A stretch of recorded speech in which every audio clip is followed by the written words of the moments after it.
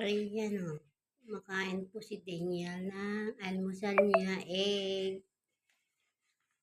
Takaw niya o. Gusto niya kumain ng egg. Yun o. Kikain na. Yan ang breakfast mo. Busin mo yan. Busin mo yung egg mo. Yan. Yan po si Daniel. Yan po yung pusa kong makulit. Makulit na malikot. Matakaw pa. Kahit ano kinakain. Itlog. Yan, breakfast niya po yan, egg. Nilagang itlog. Boiled egg po ang almusal niya ngayon. Yan. Happy ka ba din niya?